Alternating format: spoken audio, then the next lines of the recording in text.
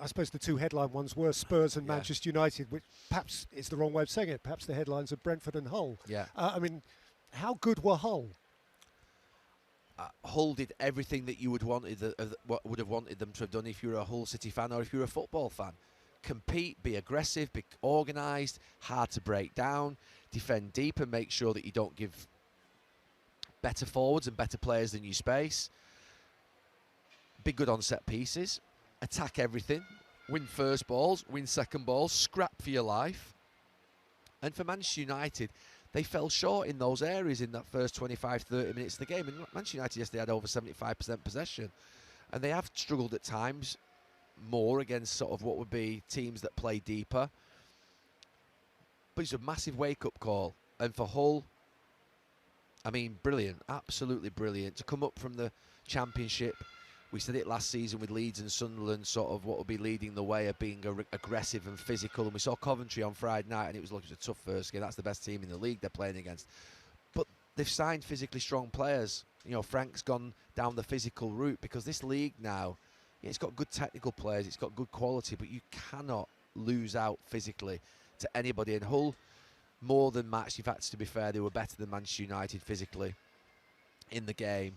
And that'll be the big disappointment for Michael Carrick.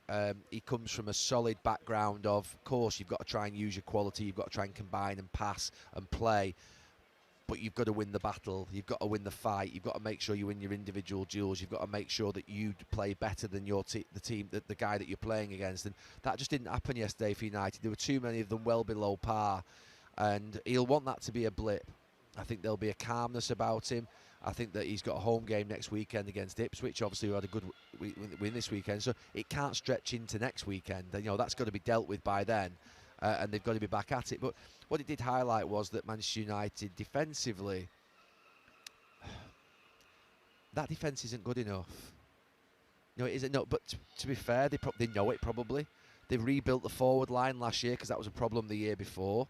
The midfield is a real issue with Ugarte obviously injured and Casemiro leaving. So they've needed to rebuild the midfield in this transfer window, and they're doing that, and it looks like obviously they've got 2 over the line already, and it looks like they're going to get Belieber as well. So that's 3 bodies in there.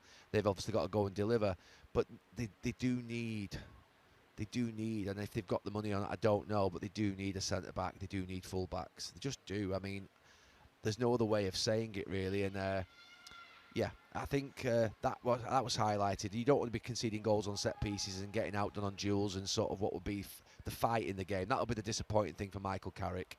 Yeah, and Spurs would say the same sort of things. That is to say that the team they're going to end up with isn't the same team as the one that was well beaten at Brentford yesterday.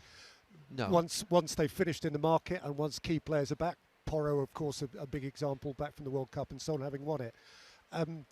But I was at that game, Gary, and I must say I was blown away by Brentford. I thought they were terrific. Yeah, and I think if you've got an organised unit, you're physically very good, and you know what you're doing, you can shock some of these big teams. Because some of these big teams are all over the place at the moment in terms of just adapting with new players coming in and coming back from the World Cup.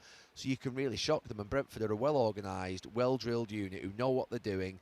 They've got a passion, a spirit, they've got quality, they know exactly what each other are going to do out on the pitch. They know the limitations, they know what they can and can't do. And they, to be fair, I mean, I was watching it in my hotel room and I think they just dismantled Spurs. A little bit like Brighton have done with Villa today. They just dismantled them, and to be fair, were far better. But a massive shock. Yeah, for De Zerbi. I think. I know we can talk about, you know, for Hull, and for Manchester United, and for Tottenham, and for Villa, and for Liverpool. We can say, oh, it's early and there's a long way to go, and it's only one game. But that's not how an elite club operates. You know, a defeat of that nature for all these clubs should send shockwaves through the whole of the entirety of the dressing room. And it should be taken really seriously, and I'm sure it is, and I'm sure they're downplaying it publicly. But privately, they'll be like, we're going to nip this in the bud now. You've got to stop these little sort of what would be bugs, diseases, whatever you want to call them, emerging and growing and sort of mutating through your dressing room. Because once you get into a second defeat or a third, and all of a sudden you're in the midst of a lot of trouble. So, yeah, for Tottenham, for Villa, for Manchester United, for Liverpool, they've got to obviously get their performance. For City as well. I mean, they've won the game today, but they'll know that they weren't at the level.